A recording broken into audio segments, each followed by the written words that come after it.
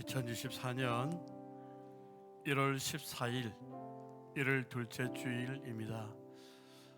우리 안내위원들은 이렇게 빈 좌석을 보고 계시다가 오시는 성도님들이 계시면 진짜 모시고 가셔서 안내를 해주시면 감사하겠습니다.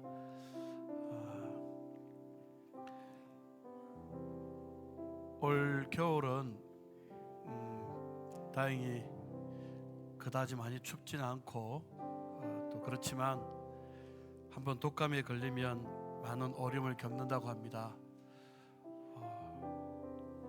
머지않아 이제 곧 봄이 올 터인데 이 추운 환경 잘 이겨내시고 하나님 주시는 우리가 찬송하는 것처럼 내 영혼의 봄날 되어서라는 그런 복됨을 받아 누리는 우리들의 삶이 되어지시기를 주의 이름으로 소원합니다. 교회 소식을 알려드리겠습니다. 교회 소식을 참조하셔서 교회 안에 어떤 일들이 있는가를 잘 생각하시고 또 교회를 위해서 함께 기도해 주시면 감사하겠습니다. 이번 주간에 청소년부 수련회가 있습니다. 1월 18일부터 20일까지 성주 영산 수련회에서 있는데 우리 청소년들이 가서 또 말씀을 통하여 찬양을 통하여 기도를 통하여 하나님을 경험할 수 있는 그런 시간 되게 해달라고 꼭 우리 어르신들이 기도해 주시기를 부탁을 드립니다. 그리고 다음 주에는 청해 세례교인 헌금이 있습니다. 이 헌금은 그대로 우리 교단 총회로 올려져서 대한예수교 장로회 합동교단의 여러 가지 정책들과 선교의 일들을 또 시골 교회를 섬기는 일들을 이 재정을 통해서 감당하게 되어집니다. 그래서 세례교인 1인당 10,000원으로 실시하는데 함께 동참해 주시고 준비해 주시면 감사하겠습니다. 이번 주간부터 경로신방과 기업신방을 하려고 합니다. 매주 화수목에 있는데 주로 80세 이상 어르신들 대상으로 찾아뵙고 또 우리 성도들이 기업 가서 기도해 드리면서 한 해의 안녕과 형통을 위해 기도하려고 합니다. 여러분 위해서 기도해 주시길 바라고요. 그리고 12째 주에는 명절 이웃 사랑 나누기 서구 제일복지관과 함께하게 되어집니다. 여러분 저는 믿음의 삶을 살면서 또 목회를 하면서 가장 많이 경험했던 것 중에 하나가 하나님은 심은 데서 거두게 하시는 그런 분이심을 저는 경험합니다. 그래서 뭐가 있으면 여유가 되면 심겠다? 아니요. 평소에 없을 때도 심는 훈련을 해야 있을 때에도 심게 되어집니다. 그래서 하나님께서 우리 성도들의 가정 안에 심고 거두는 복됨을 누려주시기를 주의 이름으로 소원합니다. 열방의 생명 살리는 이삭 죽기 재건통과 성경 통독 함께 해주시길 바라고요. 연말 정산용 기부금 영수증 신청하실 분들은 필경대에 작성하셔서 사무실로 제출해 주시길 바랍니다. 지난 금요일에 우리 김정석 권사님이 요양원으로 입소를 했습니다. 혼자 지내시다 보니까 또 약간의 치매 증세도 있고 해서 따님이 입소를 시켰는데 목사의 마음으로는 참 마음이 많이 아픕니다. 어제도 저한테 한 10몇 통 전화가 왔는데 딸이 전화를 받으면 안 된다고 해서 이게 아무리 목사라도 가족들의 의사를 무시할 수가 없는데 그러다 보니까 그 계시면서 얼마나 답답하실까. 참 전화를 못 받는 제 심정도 많이 힘들더라고요. 그래서 더 기도하게 되어지는데 우리 교회 안에서 오늘 우리가 사는 시대가 바뀌다 보니까 가장 이 시대가 필요로 하는 게 뭔가 하면 돌봄이라는 것입니다. 그래서 2024년 한국 트렌드라는 책을 읽어보니까 지금 변하는 시대 가운데 제일 필요한 것이 돌봄이라는 것인데, 우리 교회 공동체 안에서 성도가 서로를 돌봐주고 또 위해서 기대해주고 아껴주는 게 정말 필요하다는 생각이 듭니다. 그래서 아마 봄 되면 나오실 텐데 가 있는 동안에도 강건하도록 기도해 주시고, 또 우리 김정석 권사님이 요양원으로 입소하시니까 또 우리 권영환 집사님이 지난 6개월 동안 요양원 계시다가 지난 주간에 나오셨어요. 근데 오히려 막 정신이 더 밝으시고 염색만 안 하셨다 뿐이지 얼굴은 더 좋아지셔서 나오셨는데, 우리 어르신들의 건강을 간절히 소망하고요. 오늘 만나 성김은 우리 권중원 집사님, 백현옥 집사님 가정에서 선교 주십니다. 예배 후에 꼭 식사를 하고 가시길 바라고요. 그리고 이제 저희 교회는 보통 4주 정도 예배를 이제 다니다 보면 등록을 하게 되어지는데, 이제 우리 주성은 권사님, 친정 어머니 또 언니 권사님 계속 와서 예배를 드리는데, 이미 한 가족처럼 지난 연말에 얼마나 이렇게 우리 사모님 그냥 그래서 건강하시기를 바라고 한 가족 되었음을 아시고 꼭 인사하시고 축하해 주시고요. 또 오늘 저기 제일 오른쪽 라인에 우리 한 가정이 또 지난주부터 와서 같이 예배를 드립니다. 우리 신동훈 성도님이신데, 제가 아는 친구가 있는 근무하는 회사에 같이 직원으로 계시는데, 우리 교회 와서 같이 예배를 드리려고 합니다. 저희가 아직 시작하는 교회다 보니까 이제는 아직 주일학교라든가 이런 것들이 세팅이 덜 돼가지만, 그러나 제가 기도하면서 올 하반기에는 정말 제일 목적으로 하는 바, 부모가 자녀를 삼는, 자녀가 제자를 삼는 이 훈련 준비하고 있고, 가정에서도 신앙이 잘 흘러가는 믿음의 세대가 믿음의 가문을 일으켜가는 이 일들을 하려고 합니다. 그래서 주일학교 함께 우리 준비되어진 것을 함께 수고해 주시길 바라고요. 이번 한 주간도 우리 성도님들의 강건과 평안을 위해서 기도하겠습니다. 우리 예배 드리며 나아가기 전에 앞뒤 하루를 돌아보며 인사합시다. 사랑합니다. 축복합니다. 사도신경으로 우리의 신앙을 고백합니다. 전능하사 천지를 만드신 하나님 아버지를 내가 믿사오며 그 외아들 우리 주 예수 그리스도를 믿사오니, 이는 성령으로 잉태하사 동정녀 마리아에게 나시고 본디오 빌라도에게 고난을 받으사 십자가에 못 박혀 죽으시고 장사한 지 사흘 만에 죽은 자 가운데서 다시 살아나시며 하늘에 오르사 전능하신 하나님 우편에 앉아 계시다가 저리로서 산자와 죽은 자를 심판하러 오시리라. 성령을 믿사오며 거룩한 공회와 성도가 서로 교통하는 것과 죄를 사하여 주시는 것과 몸이 다시 사는 것과 영원히 사는 것을 믿사옵나이다. 아멘. 이 자리까지 우리를 인도하시고 오늘도 우리와 함께 하시며 우리의 찬송을 받기를 원하시는 그 하나님께 우리 영광의 박수를 올려드리겠습니다. 내 모든 시여 무거운 짐을 주 예수 앞에 아뢰이며 근심에 쌓인 날 돌아보사 내 근심 모두 맡으시네. 무거운 짐을 나 홀로 지고 견디다 못해 쓰러질 때 불쌍히 여겨 구원의 주님, 은혜의 주님, 오직 예수.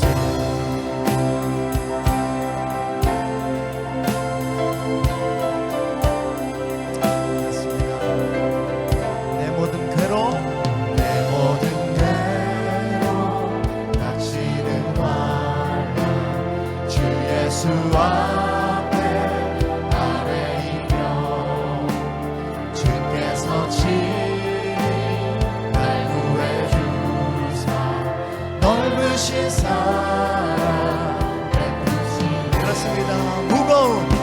무거운 짐을 나 홀로 지고 견디다 못해 쓰러질 때 불쌍히 여겨 구원해 주 은혜의 주님 오직 예수. 내 짐이 점점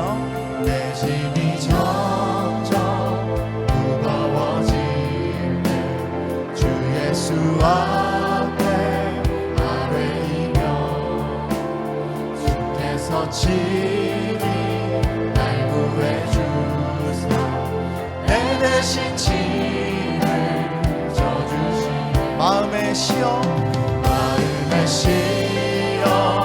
무거운 죄를 주 예수 앞에 아뢰이며 예수는 나의 능력이 세상을 이길 힘 주십니다. 힘 주시네. 무거운 짐을 나 홀로 지고 견디다 못해 쓰러질 때 불쌍히 여겨 구원해 주 은혜의 주님 오직 무거운 짐을 나 홀로 지고 견디다 못해 쓰러질 때 불쌍히 여겨 구원해 주 은혜의 주님 오직 예수로 나의 구주 삼고 성령과 피로써 거듭나니 이 세상에서 내 영혼이 하늘의 영광 누리고 예수로 나의 구주 삼고 예수로 나의 구주 삼고 성령과 피로써 거듭나니 이 세상에서 내 영혼이 하늘의 영광 그렇습니다. 이것이 나의 간증이요 이것이 나의 찬송일세. 나 사는 동안 끊임없이 구주를 찬송하리로다. 온전히 주께 맡긴 내 영 사랑의 음성을 듣는 중에 전사들 왕래하는 것과 하늘의 영광 주 안에 기쁨 누림으로 주 안에 기쁨 누림으로 마음의 풍랑이 잔잔하니 세상과 나는 간 곳 없고 구속한 주만 보이노라. 이것이 나의 간증이요 이것이 나의 찬송일세. 나 사는 동안 끊임없이 구주를 찬송. 이것이 나의 간증이요 이것이 나의 찬송일세. 나 사는 동안 끊임없이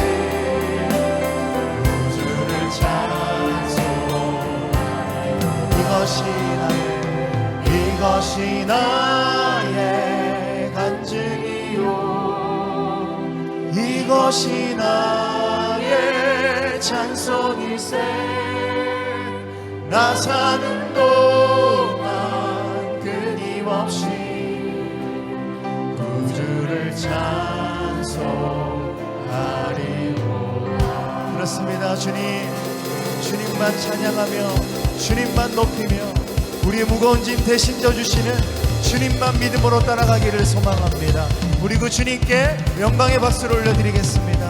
찬양의 박수를 올려드리십시다. 감사의 박수로 주님 앞에 나아가기를 소망합니다. 주님, 하나님, 당신은 우리의 수고하고 무거운 짐을 대신 져주시는 분이십니다. 우리의 모든 어깨의 짐을 다 가져가시고 우리의 손에 그 염려를 들고 있던 것, 우리 마음에 짐이 있던 것 다 가져가시고 우리를 가볍게 하시고 자유케 하시는 분이십니다. 그리고 하나님은 이제 우리에게 새 옷을 입혀주십니다.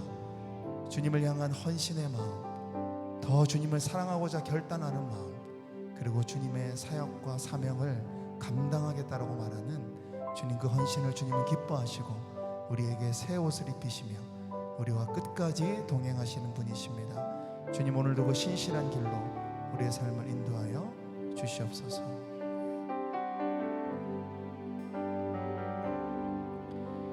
내 마음에 주를 향한 사랑이 나의 말엔 주가 주신 진리로 나의 눈에 주의 눈물 채워주소서.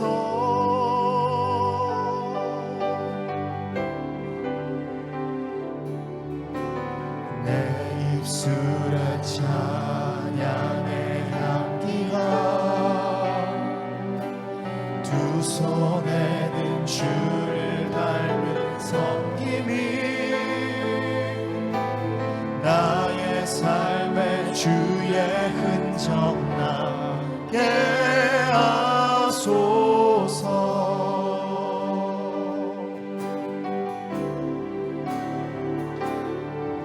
하나님의 사랑이 영원히 함께하리.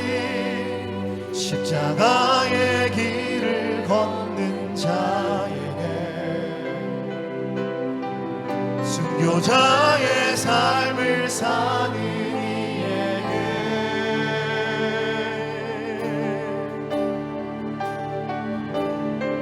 조롱하는 소리와 세상 유혹 속에도 주의 순결한 신부가 되리라.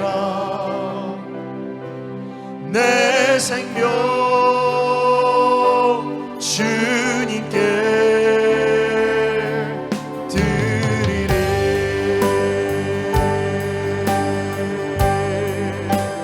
내 마음에 주를 향한 사랑이 나의 말엔 주가 주신 진리로 나의 눈에 주의 눈물 채워주소서. 예, 주님, 그렇습니다. 내 입술에는 찬양의 향기가 내 입술에 찬양의 향기가 두 손에는 주를 닮은 섬김이 나의 삶에 주의 흔적 나게 하소서. 하나님의 사랑이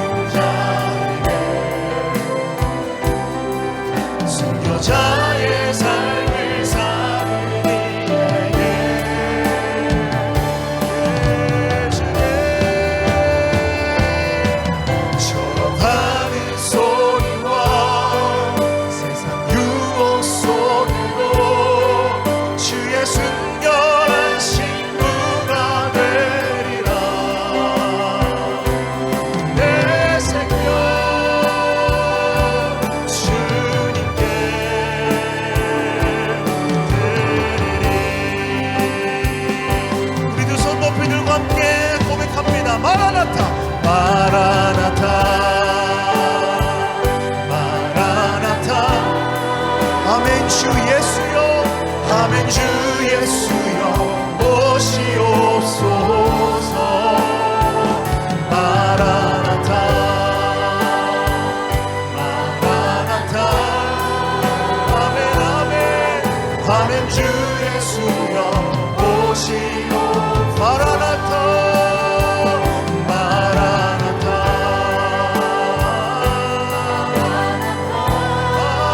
마라나타. 아멘. 주 예수여 오시옵소서. 마라나타 마라나타. 아멘 아멘. 아멘. 주 예수여 오시옵소서.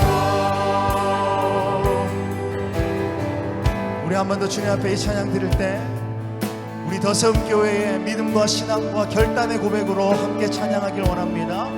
우리 불편하지 않으신 분들은 자리에서 일어나서 우리 주님 앞에 결단하며 함께 예배하겠습니다. 마라나타 주 예수여 어서 오시옵소서.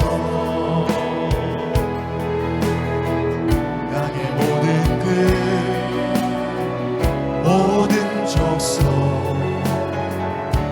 주를 찬송하게 하소서. 마라나타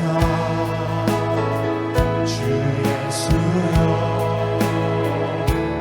어서 오시옵소서. 모든 열방이 주께 돌아와 춤추며 경배하게 하소서.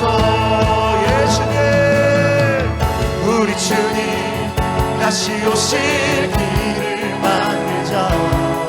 십자가를 들고 땅 끝까지 우린 가리라. 우리 주님 하늘 영광 온 땅 덮을 때 우리 땅 끝에서 주를 마치네. 마라나타 마라나타. 아멘. 주 예수여 오시옵소서. 마라나타 마라나타. 아멘. 주 예수여 오시옵소서.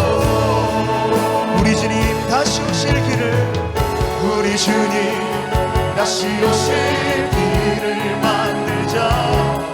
십자가를 들고 땅 끝까지 우린 가리라. 우리 주님 하늘 영광 온 땅 가운데 예수님 우리 땅 끝에서 주를 마치니. 그렇습니다. 마라나타 마라나타. 아멘. 주 예수여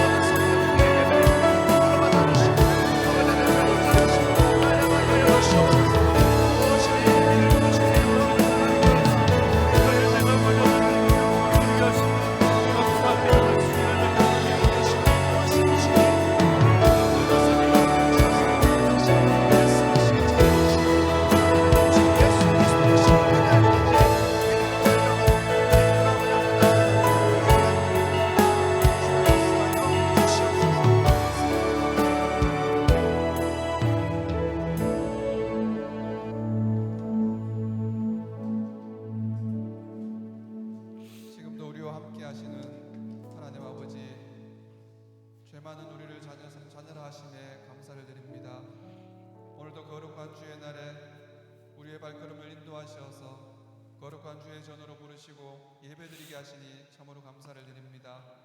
지난 한 주간도 굳건한 말씀 먹여 세상에 보내셔서 주님의 영광 나타내기를 원하셨지만 우리의 교만과 나태함으로 거짓되고 가식된 삶을 살았음을 고백하오니 이 시간 용서하여 주시옵소서. 이 시간 연약한 우리들을 긍휼히 여기사 주의 자녀된 자로 세상 가운데 살아갈 때에 새 힘 주시고 새로운 은혜를 주시어 다시금 거룩한 백성 구별된 자의 삶을 살게 하여 주시옵소서. 아멘. 주님의 몸된 우리 더세움 교회를 위하여 기도합니다. 새해를 시작하며 주신 표때 더세움 플러스를 위하여 말씀을 읽고 묵상함으로 하나님을 향한 중심을 더하게 하시고 우리들의 인격과 성품이 더욱 예수님을 닮아가게 하시고 나아가 주님을 사랑하는 세상에 나누고 흘러보내는 주의 귀한 우리 더세움교회 되게 하여 주시옵소서. 특별히 다음 세대를 사랑하사 새벽이슬 같은 주의 자녀들이 동계수련을 통하여서 하나님을 인격적으로 만나고 변화되어 장차 이 나라 이 민족을 위하여 귀하게 사용되어지는 청년들 될 수 있도록 인도하여 주시옵소서. 또한 이 아이들을 품고 기도로 헌신하는 교사들에게도 함께 하시어 말씀을 읽는 것과 가르치는 것에 최선을 다하여 전념할 수 있도록 하여 주시고 헌신하는 이들의 수고가 헛되지 않고 하나님의 귀한 열매를 맺어가는 그러한 은혜를 허락하여 주시옵소서. 주의 명령 준행하여 주의 말씀을 들고 나아가 증거하는 선교사님들에게도 하나님 함께 하시고 동행하시고 역사하시는 은혜를 누리시게 하시고 고된 사역 가운데 주님의 유라하심이 또한 더하여 주시기를 간절히 소망합니다. 영육간의 아픔으로 힘들어하는 성도들이 있습니다. 또한 경제적으로 어렵고 힘들고 버티고 있는 그러한 성도들이 있습니다.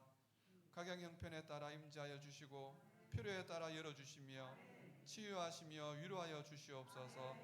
지금 겪는 이 어려움의 시간들이 주님께로 한 걸음 더 나아가는 귀한 시간임을 깨닫게 하시고 근심하고 걱정하기보다는 하나님을 신뢰하며 기쁨과 담대함으로 나아가는 우리 모두들이 될 수 있도록 인도하여 주시옵소서. 오늘도 주의 말씀을 선포하시는 목사님에게 성령 충만과 지혜를 주시고 주의 권능을 허락하사 영의 꼴을 먹여주실 때에 우리의 심령이 주님을 향한 사랑이 있게 하시고 세상을 향한 담대함과 삶 속에서 말씀으로 승리하는 놀라운 변화를 경험하게 하여 주시옵소서. 이 시간 주님 맡기신 귀한 직분으로 순종하는 모든 손길들 위해 기억하여 주셔서 저희들의 수고가 더해질 때마다 주의 넘치는 은혜가 넘치게 하여 주시기를 간절히 소망합니다. 이 시간 드려지는 예배 가운데 하나님 함께 하시고 주님 홀로 영광 받으시기를 간절히 소망하오며 모든 말씀을 예수님의 이름으로 기도드렸습니다. 아멘.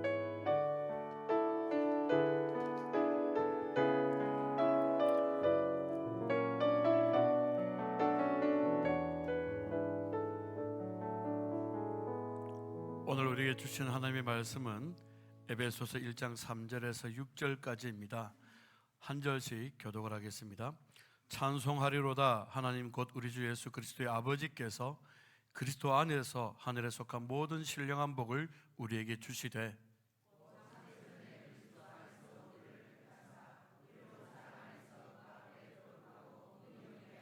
그 기쁘신 뜻대로 우리를 예정하사 예수 그리스도로 말미암아 자기의 아들들이 되게 하셨으니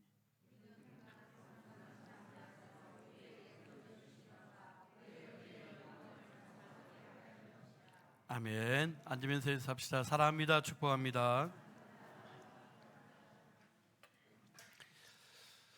마가복음 11장에 보면 인자하신 예수님의 성품과는 정반대되어지는 사건이 소개가 되고 있습니다. 어떤 사건인가 하면 예수님께서 예루살렘 성전에 올라가셨다가 그 성전에서 장사하는 사람들 향하여서 노끈으로 채찍을 만들어서 그들을 향하여 휘두릅니다. 그리고 상을 뒤엎습니다. 그러면서 하시는 말씀이 야 이게 어떻게 성전이냐, 강도의 속을 같다라고 그렇게 막 화를 내십니다. 근데 말이 안 되는 게 이 성전이 얼마나 아름답고 웅장한 곳인지 헤롯 대왕이 46년간에 걸쳐서 어마어마하게 큰 성전을 건축하고 또 그 성전 안에서 이스라엘 백성들이 많을 때는 6월절에 하루에 18,000마리의 짐승이 하나님께 제물로 드려지는, 그래서 그 제물로 이렇게 태우다 보니까 하루 종일 온 연기가 예루살렘을 뒤덮고 또 그 뿌렸던 피가 그 냄새가 끊이지 아니하는 그 장엄한 예루살렘 성전에서, 그리고 사람들의 그 어떤 마음을 압도할 만한 제사들이 드려지는 이 성전을 향하여서 이게 성전이 아니라 강도의 소굴 같다라고 하시면서 막 화를 내십니다. 그렇게 화를 내시는 이유가 어디에 있었는 거 아니까 이게 만민이 기도하는 집이고 이스라엘 백성들의 경건 생활의 중심인 이 성전이, 하나님께 제사를 드리는 이곳이 어떤 사람들의 이기적인 야망과 욕심을 위한 수단으로 전락하고 말았다는 거예요. 흠없는 제물을 하나님께 제물로 드려야 된다라는 이것 때문에 하나님께 제사를 이루는 많은 사람들이 그 먼 곳에서부터 양이나 또 소나 갖가지 제물을 가져오다 보면 흠이 나게 돼 있거든요. 그러면 이 가져왔던 제물들을 성전에 있는 사람들이 비싼 싼 값에 사가지고 또 다른 사람들에게 비싼 값으로 파는 거예요. 그래서 차익이 생기죠. 근데 그 차익을 통하여서 성전 주변에 있는 사두개인들이나 많은 사람들이 자기들의 어떤 인간적인 욕망과 배를 채우는 도구로 이 성전이 전락하고 만 겁니다. 그래서 예배자의 편의를 도모한다는 그 본래의 취지와는 다르게 장사꾼들의 욕심만 채우는 그런 장소로 성전이 전락하고 만 겁니다. 그러니 주님께서 보실 때는 이게 원래적인 어떤 신앙의 본질, 또 성전의 본질을 잃어버린 거예요. 그래서 주님께서 그 본질을 잃어버린 유대인들의 어떤 신앙 상태, 어떤 종교적인 행위들을 향하여서 예수님이 화를 내시면서 진노하셨던 것입니다. 여러분, 다른 게 아니라 본질을 상실하게 되어지니까, 원래적 의미를 잃어버리게 되어지니까 예수님께서 그 본질을 상실한 성전, 원래적 목적을 잃어버린 어떤 종교인들을 향하여서 채찍질을 하신 것입니다. 그런데 가끔은 그 당시 유대인들의 어떤 그 신앙의 형태들을 향하여서 어쩌면 저들의 모습이 오늘 우리의 모습은 아닌가 하는 생각을 하게 되어집니다. 옛날 초대교회는 목숨을 내어 걸고 이 신앙을 지키면서 하나님 앞에 자기의 삶을 제물로 드렸던, 그러면서도 신앙의 본질, 믿음의 중심, 이것만을 붙잡고 자기의 삶을 드렸던 자들이 많았습니다. 그래서 은과 금이 없어도, 교회 안에 어떤 물질이 없어도 그 어떤 신앙의 생명력, 또 구원의 역사들이 끊임없이 일어났더랬습니다. 그런데 기독교가 공인이 되어지고 교회 안에 은이 넘쳐나고 금이 넘쳐나고 또 사람들의 어떤 선망의 대상이 되어지면서부터 교회는 돈은 많아지고 또 예배당은 화려해졌지만 문제는 그 신앙의 중심과 본질을 잃어버리는 일들이 계속해서 일어나기 시작한 겁니다. 저는 오늘 우리가 사는 이 시대가 혹시 예수님 당시에 예수님께서 채찍질 하셨던 그런 어떤 성전의 모습은 아닌지, 그 유대인들의 어떤 모습이 오늘 우리의 신앙의 모습은 아닌지 가끔씩 돌아보게 되어집니다.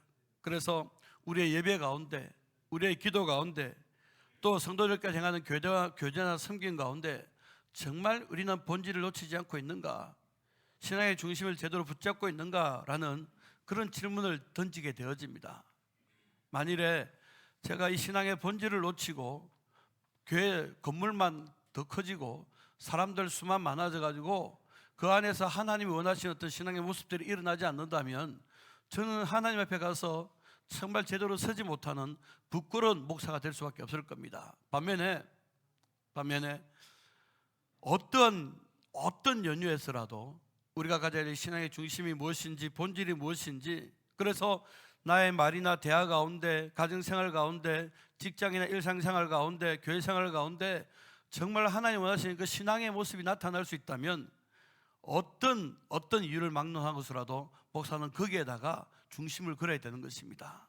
올 한 해를 시작하면서 우리 신앙의 본질이 무엇인지, 우리는 뭘 믿고 있는지, 그리고 무엇을 위해 우리의 중심을 들여야 될지, 무엇을 붙잡아야 될지를 말씀을 통해서 몇 주간 알아보기를 원합니다. 여러분, 우리가 하는 이야기 중에 하나가 뭔가 하면 교회는 복음을 복음되게 하는 곳이다. 그리고 다시 말하면 우리가 붙잡아야 될 신앙의 본질은 복음이라는 거예요. 그럼 복음이 뭐냐라는 것입니다. 복음이 뭐냐?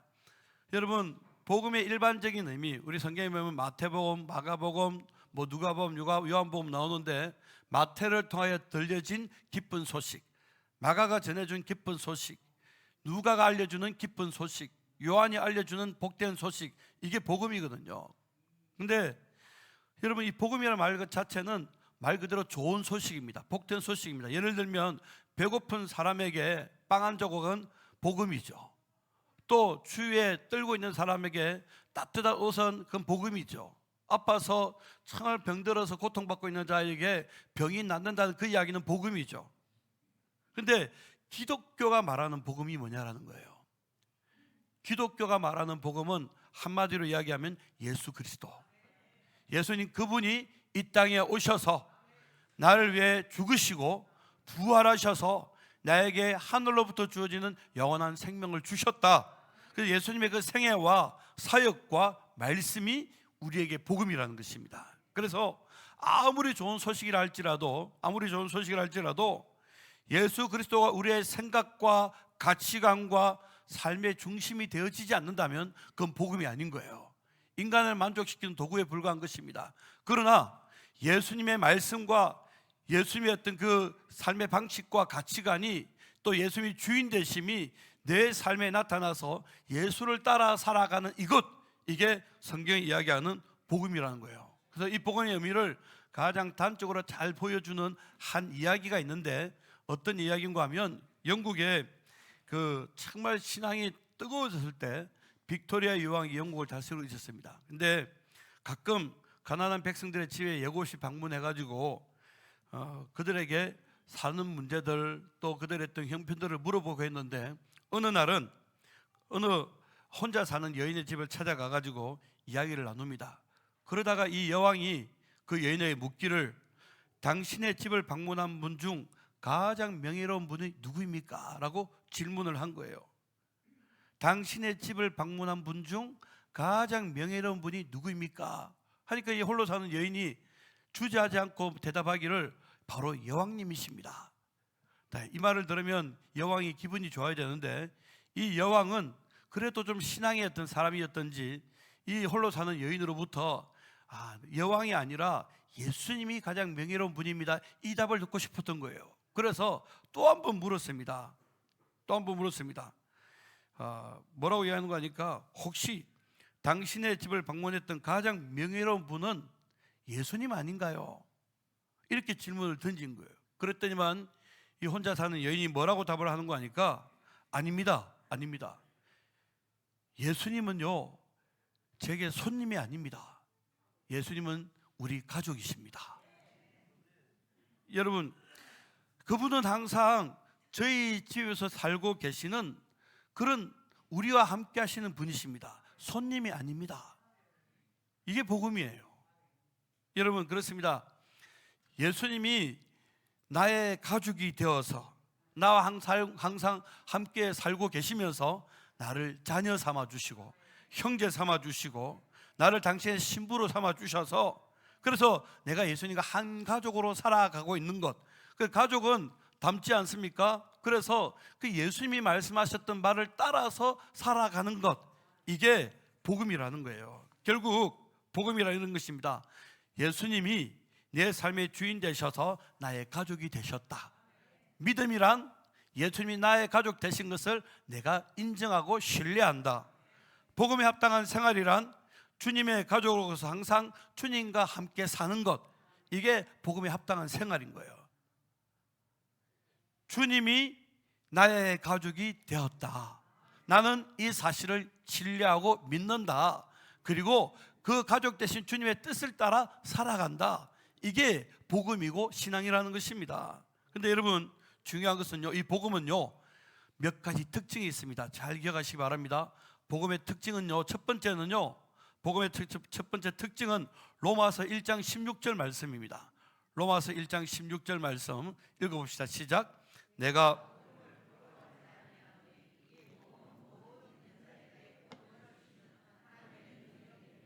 먼저는 유대인에게요, 그리고 헬라인에게로다. 바울이 하는 고백입니다. 내가 복음 부끄러워하지 않는데 이 복음은 하나님께서 우리에게 주신 구원의 능력이다. 다시 말해 복음의 출발점은 누구라고요? 하나님으로부터 주어진 복음. 하나님으로부터 주어진 복음. 두 번째 특징은요, 이겁니다. 마가복음 1장 15절 말씀입니다. 같이 읽어봅시다. 시작. 이르시되 때가 찼고 하나님의 나라가 가까이 왔으니 회개하고 복음을 믿으라 하시더라. 복음은 좋은 소식이기 때문에 모든 사람들마다 반드시 믿어야만 하는 게 복음이라는 것이에요. 그리고 말 그대로 좋은 소식이기 때문에 복음은 모든 사람들에게 전해져야 될 게 복음이라는 것입니다. 그래서 고린도전서 9장 16절에 바울은 어떻게 고백을 하는 거 아니까 이런 고백을 합니다. 내가 복음을 전할지라도 자랑할 것이 없으면 내가 부득불할 일임이라. 만일 복음을 전하지 아니하면 내게 화가 있을 것이로다. 복음은 전해져야 되는 것이라고 이야기하고 있어요. 마지막 이 복음은요, 말 그대로 좋은, 하나님께서 우리 인생에 주신 좋은 소식이기 때문에 많은 사람들에게 전해져야 될 뿐 아니라 이 복음을 믿는 모든 사람들은 이 복음의 인생을 걸어야 되는 것이에요. 사도행전 20장 24절에 바울이 이렇게 고백을 합니다. 같이 읽어봅시다. 시작. 내가 달려갈 길과 주 예수께 받은 사명 마치려 하면은 나의 생명조차 조금도 귀한 것으로 여기지 아니하노라. 아멘. 복음이 어떤 것이라 이야기하는 거 하면 하나님께서 인간을 위해 주신 구원의 능력인데 말 그대로 좋은 소식이기 때문에 모든 사람이 믿어야만 되고 또 좋은 소식이기 때문에 모든 사람에게 전해져야 되고 좋은 소식이기 때문에 모든 사람들이 거기에 인생을 걸어야 되는 게 복음이라는 거예요. 그런데 오늘 우리가 읽었던 이 복음의 특징 첫 번째가 우리가 같이 나눠야 될 말씀인데요, 이 복음이 누구로부터 시작되는 거 아니까 복음의 출발점은 하나님께서 인간에게 주셨다는 거예요. 여러분, 세상의 종교는요 두 종류로 나눕니다. 하나는 밑에서부터 위로 종교예요. 다시 말하면 인간이 어떤 자기 의지와 노력을 통하여서 어떤 도를 깨달아 알려고 애를 쓰는 것, 이게 밑에서부터 위로의 종교예요. 반면에 위로부터 아래의 종교가 있는데 하나님께서 인간을 불쌍히 여겨서 인간에게 먼저 찾아와 준 종교, 이 두 종교로 나누는 겁니다. 근데 성경은 이야기하기를 이 복음은 오늘 첫 번째 복음의 특징 가운데 말씀드렸던 것처럼 하나님의 구원의 능력이라고 이야기하고 있어요. 이 말의 의미는 뭔가 하면 인간이 만들어내었다는 게 아니에요. 인간으로부터 시작되어진 게 아니라 하나님으로부터 주어진 게 복음이라는 것입니다. 그래서 인간 안에서 어떤 의지적으로 이루어진 게 아니라 나의 의지와 상관없이 내 밖에서부터 나를 향하여 주어진 게 복음이라는 거예요. 잘 이해하셔야 됩니다. 복음이 뭐라고요? 인간이 의지적으로 만들어낸 게 아니라 하늘로부터 인간에게 주어진 것인데, 인간 내부로부터 만들어낸 게 아니라 인간 외부로부터 인간 내면을 바꾸는 게 이게 복음이라는 것입니다. 그래서 여러분, 이 복음은요, 오늘 에베소서 1장을 보면 우리가 읽었던 이 본문에 보면 이 복음이 하나님으로부터 주어졌다라는 이 말에는 세 가지 의미가 있음을 알려주고 있어요. 잘 기억하시길 바랍니다. 이 복음이 하나님으로부터 우리에게 주어졌다라는 이 말에는 세 가지 의미가 들어가 있는데, 첫 번째는 하나님은 모든 신령한 복의 시작이다라는 거예요. 자, 에베소서 1장 3절 말씀 같이 한번 읽어봅시다. 시작.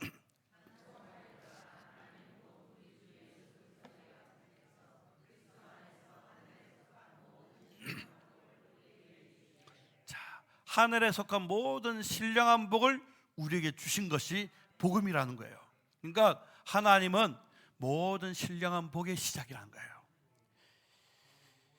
인생은요, 우리가 한마디로 이야기하면 공술의 공수가 아닙니까? 빈손으로 왔다가 빈손으로 돌아가는 존재라는 거예요. 이게 인생의 본질입니다.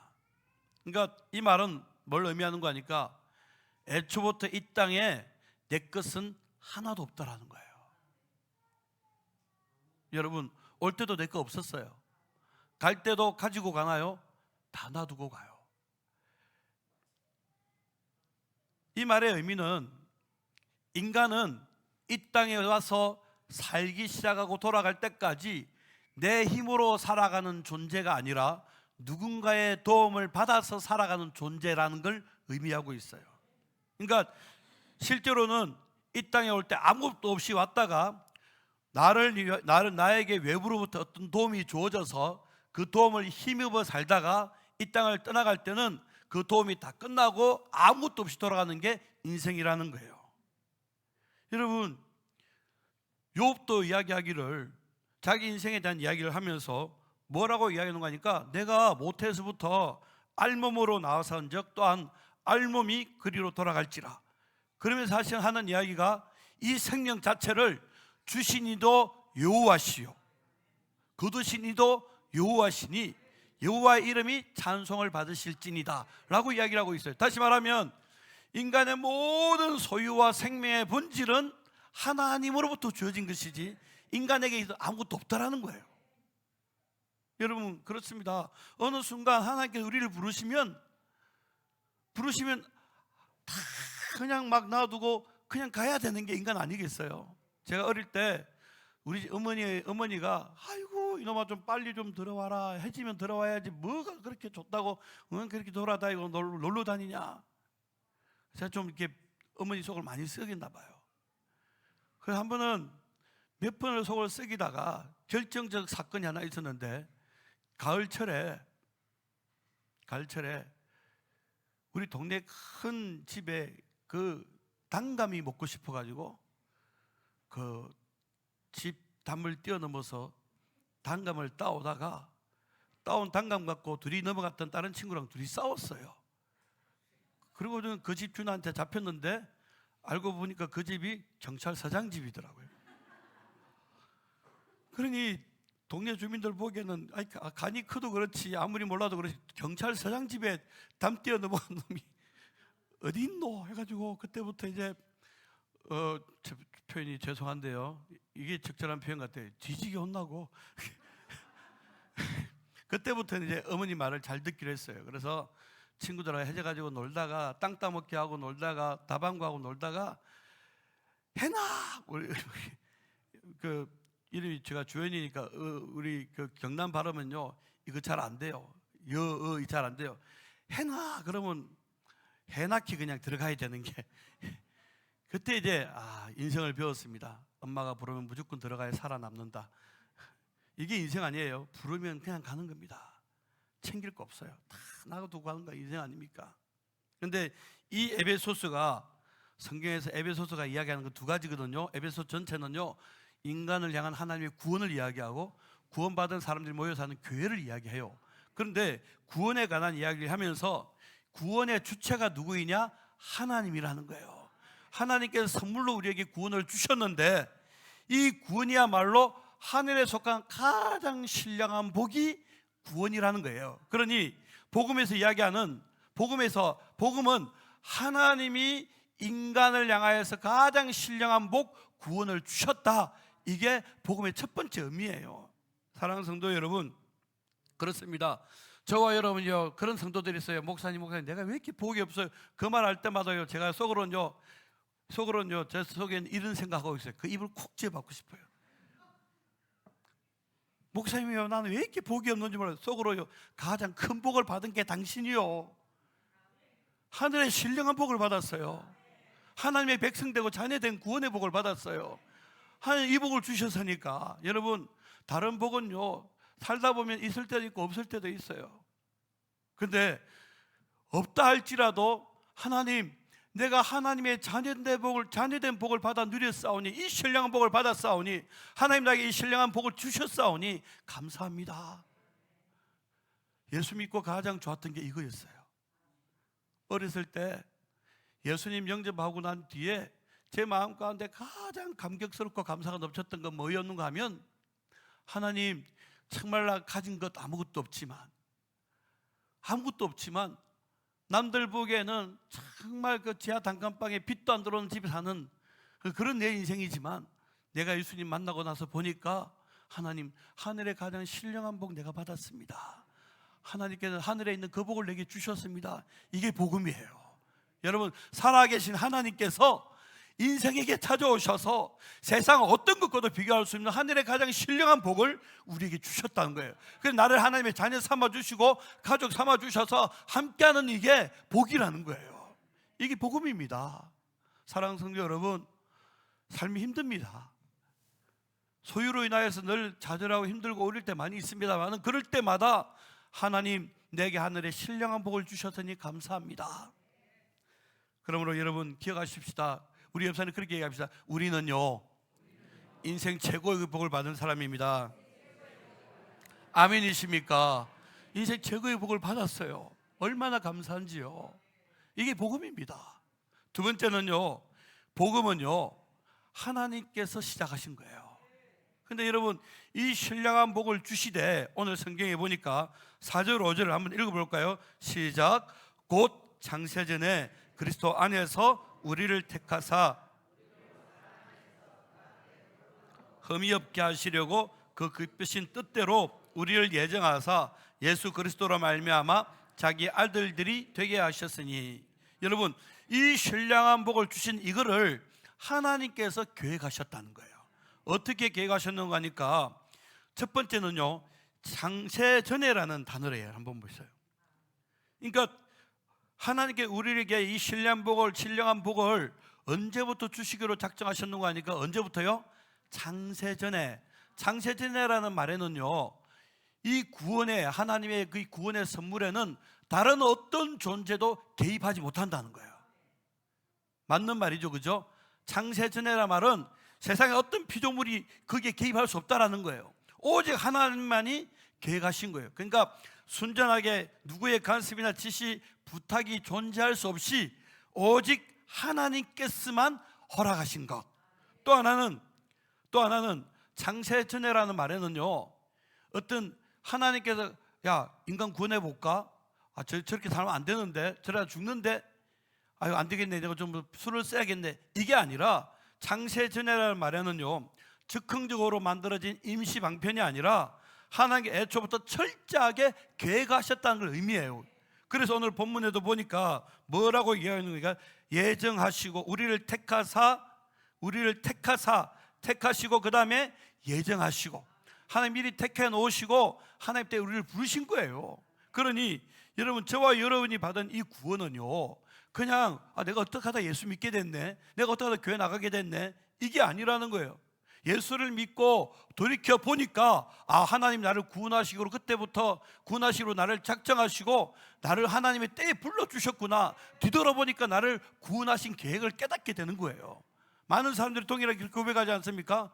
예수를 믿고 난 뒤에 하나같이 고백하는 게 뭔가 하면, 내가 어떻게 하다 보니 교회를 나왔네, 이게 아니라 나와서 돌이켜보니까 하나님 그때 그 사건을 통하여서, 그 사람을 통하여서 그걸 만나게 하시고 교회에 나오게 하시고 예수가 믿어지고 고백되게 하시고, 이게 가만히 보니까 그냥 된 게 아니라 하나님의 계획과 섭리가 있었다는 거예요. 그러니 여러분, 하나님이 우리를 구원하려 계획하셔서 우리에게 주어진 게 복음이라는 겁니다. 그런데 두 번째는요, 그 기쁘신 뜻대로 계획하셨다는 거예요. 그러니까 하나님이 의지적으로, 뜻대로라는 말은요, 의지적이라는 거예요. 하나님께 의지적으로 우리를 하나님의 것으로 삼으셨다는 거예요. 이유는 다른 게 없어요. 나를 사랑하기 때문에. 그래서 우리는요, 하나님이 계획하신 이 구원의 역사를 받은 사람이다. 이 일에 어떤 누구도 개입하지 않았고, 이 일에 하나님이 정말 우리를 사랑하셔서 어떤 자격이나 조건이 있어서가 아니라 하나님의 계획 때문에 내가 이 구원을 받게 되었다. 이게 복음이라는 거예요. 여러분, 그렇습니다. 어떤 때는 그런 생각이 들어요. 하나님, 자격도 없고 가치도 없는 나 같은 것 택하시고 창세 전부터 계획된 구원 드라마에 나를 초청해 주셔서 너무 감사합니다. 이런 생각이 들어요. 제가요 정말 저 자신이 이해 안 되는 게 하나 있거든요. 그게 뭔가 하면 새벽에 와가지고 가만히 앉아서 오늘 전할 말씀을 묵상을 하다 보면, 설교를 하려다 보면 뜬금없이 이런 생각이 들 때가 있어요. 내가 자격이 없는데 내가 어떻게 하다 이 설교자가 되었지? 내가 어떻게 나 강단에 서서 하나님 말씀을 전하는 자가 되었지? 그런 생각이 들 때가 많이 있거든요. 그럴 때마다 혼자서 이런 찬송이 흘러나와요. 나 같은 사람도 사랑하시나요? 너무 크고 아름다운 그 사랑, 그 사랑 내 맘 넘치니 나 더욱 주 사랑해요. 이런 찬송이 나와요. 자격이 있는 게 아니라, 능력이 있는 게 아니라. 여러분, 제가요 이 설교 원고를 보여드릴게요. 이 설교를 원고 보는데 막 몇 분을 보고 쓰고 또 쓰고, 옆에 막, 얼마 전에 우리 임 목사님이 목사님 시대가 바뀌었습니다. 이제 더 이상 종이로 보면 안 됩니다. 해가지고 그 무슨 아이패드 이거 하나 이렇게 탭을 하나 사줬어요. 그래가지고 이걸 가지고 설교를 하려고 하니까 금요 기도회 때는 해봐도 주일 오전에 안 될 것 같아. 막 떨리가 못하겠더라고요. 그러니까 이게 어떤 뭐 자신의 어떤 내면을 돌아봤을 때 자격이 있는 것도 아니고, 설교를 할 때도 능력이 있는 것도 아니고, 늘 설 때마다 두려워 떨고 불안해하면서 막 이렇게 서는데, 인생 자체가 가만히 돌이켜보면 하나님께서 어떻게 나 같은 것을 이렇게 구원하셔서 말씀 전환자로 세우셨을까 생각해보면 오직 다른 게 없이 하나님의 계획 때문이었어요. 사랑한다는 이유 하나로 나를 긍휼히 여기셔서 그 하늘의 신령한 복을 주시고 그 하나님의 자녀 삼아주신 게 하나님의 계획이더라는 거예요. 이게 복음입니다. 바라기는요, 저와 여러분 안에 하나님 나 같은 것도 사랑하시고 구원해 주시네요, 감사합니다, 이 고백이 끊이지 않기를 주의 이름으로 소원합니다. 세 번째, 하나님의 이 복음의 시작이라는 이 말의 의미는요, 복음은 하나님께서 예수님을 통해서 우리에게 주신 것입니다. 5절 말씀 한번 읽어보겠습니다. 5절 같이 읽겠습니다. 그 기쁘신 뜻대로 우리를 예정하사 예수 그리스도로 말미암아 자기의 아들들이 되게 하셨으니. 여러분, 하나님께서 우리 인간을 구원하기로 계획하시고 이 구원을 이루어 가시는데 누구를 통해 구원을 이루어 가시는 거 하니까 예수로 말미암아. 오늘 저와 여러분 이 에베소 1장 3절부터 6절까지 보면요, 계속해서 바울이 뭔 이야기하는가 하니까 하나님 우리를 구원하셨는데, 하늘의 신령한 복을 주셨는데, 하나님의 그 계획하심 가운데 그리스도 안에서 그의 그 사랑 안에서 예수로 말미암아. 그러니까 하나님은 우리에게 하늘의 신령한 복을 주기를 원하시고 이 계획을 창세제부터 하나님 그 기뻐하신 뜻대로 우리를 사랑하셔서 이 복음의 역사를 시작하셨는데, 이 복음의 역사를 누구를 통해 완성하셨는가 하니까 예수 그리스도 안에서, 예수를 통해서 우리에게 이 놀라운 구원의 은혜를 주셨다는 거예요. 여러분, 그렇습니다. 이유가 우리로 하여금 그 앞에 거룩하고 흠없게 자기의 아들들이 되게 하시려고 예수를 통해 우리에게 하나님의 구원의 선물을 주셨다라는 거예요. 그래서 여러분, 이게 복음의 비밀이라는 겁니다.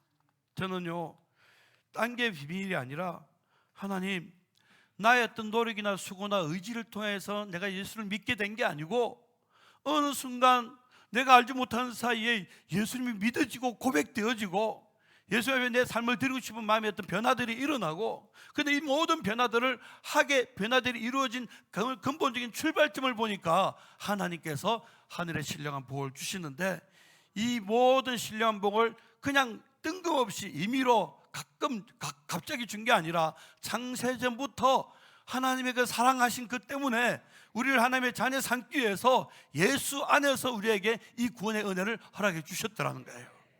그래서 바울이 하는 이야기가 에베소서 2장 8절에서 9절에 이런 고백을 하죠. 같이 읽어봅시다. 시작. 너희는 그 은혜에 의하여 믿음으로 말미암아 구원을 받았으니 이것은 너희에게서 난 것이 아니요 하나님의 선물이라. 이는 누구든지 자랑하지 못하게 함이라.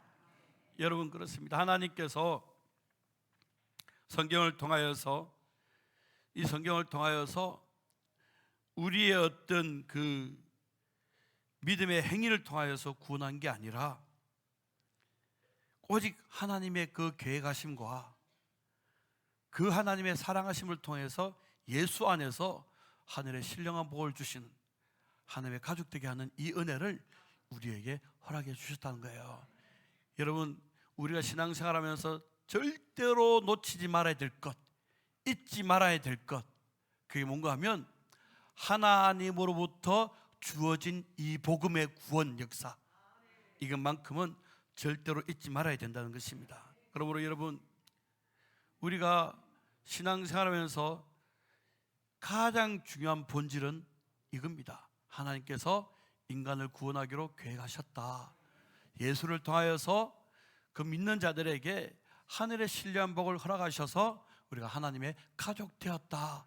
오늘 우리는 그 가족된 자녀답게 살아가야 된다. 이게 복음이라는 것입니다.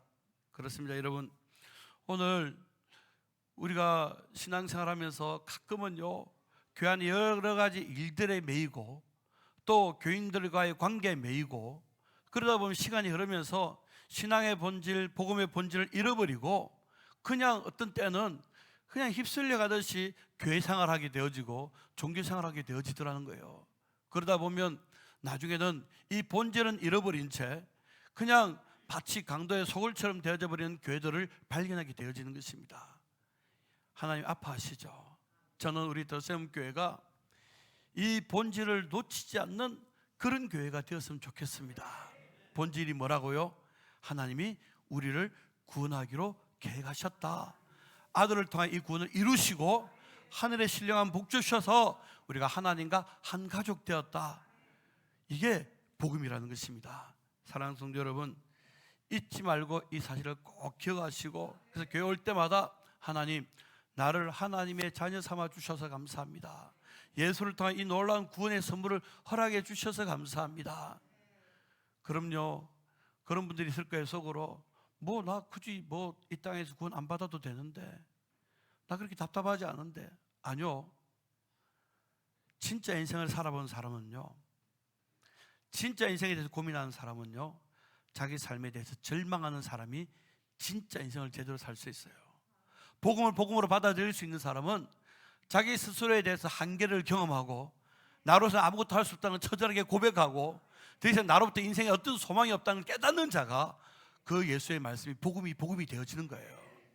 저는 감사하게도 어린 시절에 경험했던 그 좌절과 그 모든 망함이 어릴 때부터 인간에게는 한계가 있구나, 내 힘으로 할 수 없는 게 있구나, 내가 내 힘으로 할 수 없는 게 있구나, 그러니 내 힘으로 할 수 없는 내 인생 어떻게 살아야 될까라고 고민하던 중에 예수님이 나의 밖에서 하늘로부터 나를 향하여 내가 너를 사랑한다라는 그 메시지가 들려지면서 하나님 안에 자녀 되어진 이걸 회복하는 순간, 이걸 깨닫는 순간, 내 인생에 한계가 있고 할 수 없는 게 너무 많았지만 예수 안에서는 얼마든지 할 수 있다는 소망이 생기고 예수 안에서 믿음의 삶이 새롭게 시작되어진 순간 인생을 새롭게 사는 은혜들이 흘러오기 시작한 거예요.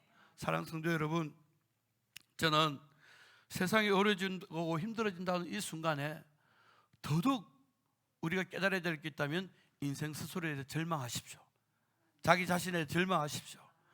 그래서 그 절망 앞에 좀 겸손해지십시오. 그리고 그 겸손 앞에 하나님 당신에는 내 인생에 소망이 없습니다. 이걸 깨닫고 하나님을 구할 때에 하나님께서 하늘의 신령한 복으로 예수를 통하여서 우리한 그 구원의 선물을 날마다 풍성하게 허락해 주실 것입니다. 오늘 2024년을 시작하면서 이 복음의 본질, 하나님으로부터 시작되어졌다는 사실을 기억하시고 이 믿음 안에서 살아가면서 주시는 그 은혜와 복됨을 받아 누리는 사랑하는 성도들 되어주셨으면 좋겠습니다. 그래서 우리가 하는 이야기, 우리가 먹는 이야기, 살아가는 이야기, 모든 삶의 이야기마다 하나님이 주인 되셔서 하나님이 하셨습니다, 이 고백이 끊이지 않는 우리 모두가 되어주시기를 주의 이름으로 축복합니다. 같이 찬양하고 기도하겠습니다.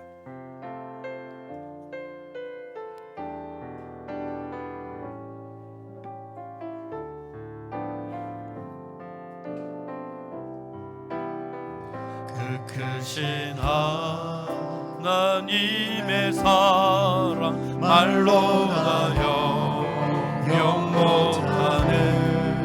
저 높고 높은 별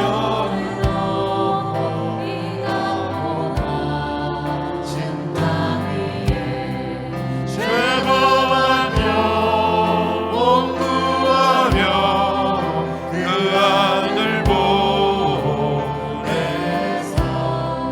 화목제물 삼으시고 죄 용서하셨네. 하나님 크신 사랑을 증량다 못하네. 영원히 변치 않는 사랑 성도여 찬양하세. 괴로운 시절 지나가고 땅 위에 여하세 할 때 주 믿지 않던 영혼을 큰 소리 외쳐 울어도 주 믿는 성도들에게 큰 사랑 베푸사 우리의 죄 사했으니 그 은혜이시다. 하나님 크신 사랑을 증량다 못하네. 영원히 변치 않는 사랑 성도여 찬양하세. 하늘을 두루마리 삼고 두루마리 삼고 바다를 먹물 삼아도 한없는 하나님의 사랑 닿기로 갈 수 없겠네. 하나님의 크신 사랑 그 어찌나 쓸까. 저 하늘도 비싸도 채우지 못하고 하나님 크신 사랑을 증량다 못하네. 영원히 변치 않는 사랑 성도여 찬양하세. 여러분, 우리 안에 선함이 어디 있습니까? 어디 착한 구석이 어디 있습니까? 내가 교회 여러 가지 많은 봉사를 하고 또 많은 사람들이 인정할 만한 선한 일을 하고 어떤 자격이 있어서 하나님께서 나를 구원하신 것이 아니라 나의 어떠함과 상관없이 하나님 그분은 우리를 너무너무 사랑하셔서 당신의 아들을 십자가의 제물로 내어주면서까지 아들을 통하여 우리에게 가장 신령한 하늘의 복을 주신 분이 하나님이십니다. 저와 여러분이 교회 와서 예배 드리는 것, 예수를 입술로 고백하고 예수를 의지하고 살아가는 것 그냥 되어진 게 아니라 내가 미처 깨닫지 못했던 그 순간, 창세 전부터 하나님의 의지를 따라서 나를 하나님의 그 삼아서 나와 함께 살기를 원하셔서 이 놀라운 복음을 선물로 주시고 우리를 하나님의 자녀 삼아 주신 구원의 은혜를 허락하신 것입니다. 그러므로 여러분, 나는 어떤 사람보다도 나는 가장 신령한 복을 받은 사람임을 믿고, 내 인생 복이 없다, 나 왜 이렇게 사나 라고 한탄하고 단식하면서 인생을 살아가는 자가 아니라 세상 어떤 존재와도 비교할 수 없는 하나님의 가장 큰 신령한 복을 받은 존재임을 알고 그 사랑을 힘입어 살아가는 그런 내 삶이 되게 해달라고. 그 하나님의 구원의 은혜를 믿는 자들은 어깨 처지지 않습니다. 세상 앞에 주눅들지 않습니다. 그리고 없다고 낙심하지 않습니다. 내가 열심히 최선을 다하여 땀 흘리고 수고하고 애쓰며 내쓰고 노력하면 하나님이 도우셔서 자녀되고 가족된 우리에게 더 좋은 것으로 우리의 인생 길을 열어주실 것입니다. 이 시간 두 가지 기도하겠습니다. 하나님의 그 신령한 복 주셨으니 감사합니다. 날마다 감사하며 살아가게 하시고, 더 나아가서 하나님, 절대로 기죽지 아니하고 절대로 낙심하지 아니하고 당당하게 믿음으로 살아가겠습니다. 이게 예수 믿는 우리의 삶의 태도여야 되고 우리의 중심이어야 됩니다. 오늘 그렇게 살아가는 우리가 되게 해달라고 다짐하며 하나님 앞에 약속하며 기도하겠습니다. 아버지 하나님, 감사합니다.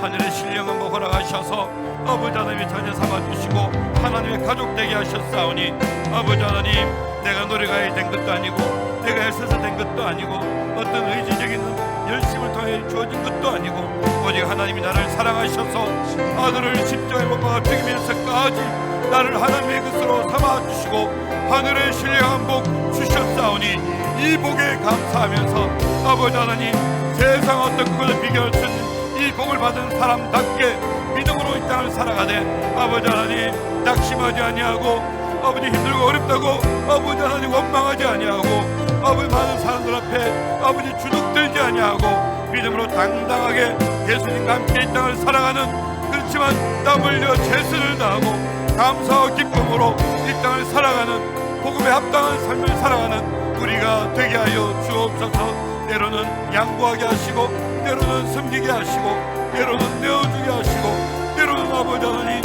아버지 손해볼 줄도 알고 그렇게 땅을 살아가는 하나님의 자녀들 되게 하여 주옵소서.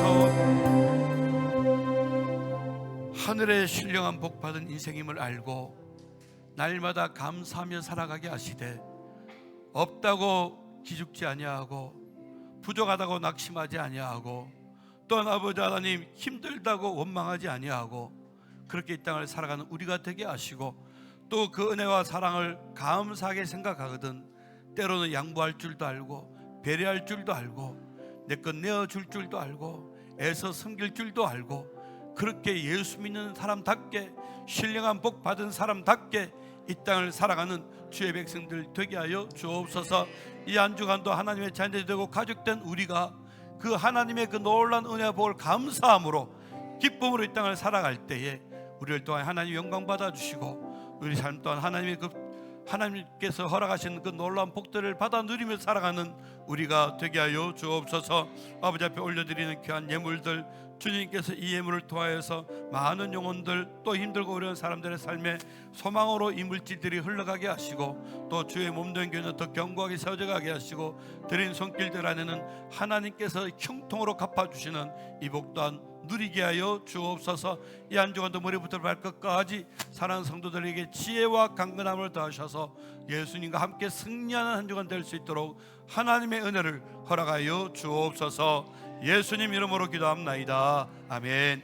이제는 주 예수 그리스도의 은혜와 하나님 아버지의 크신 사랑과 성령의 함께 하심이 하늘의 신령한 복을 받은 복된 인생임을 알고 날마다 감사와 기쁨으로 살아가는 중에 주시는 은혜와 복을 받아 누리기를 원하는 사랑하는 성도들 머리 위에와 저들의 가정과 자녀 손들 산업의 터전 몸된 교회의 나라와 민족 위에 이제로부터 영원까지 함께 있을지어다. 아멘.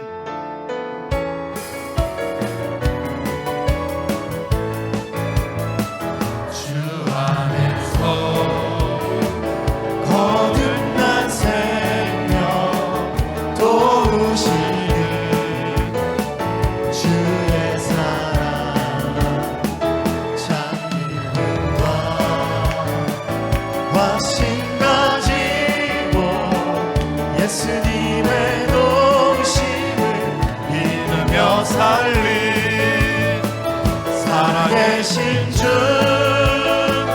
나의 참된 소망 걱정 근심 전혀 없네 사랑의 주께 갈 길 인도하니 내 모든 삶의 기쁨을 충만하네 사랑합니다. 축복합니다.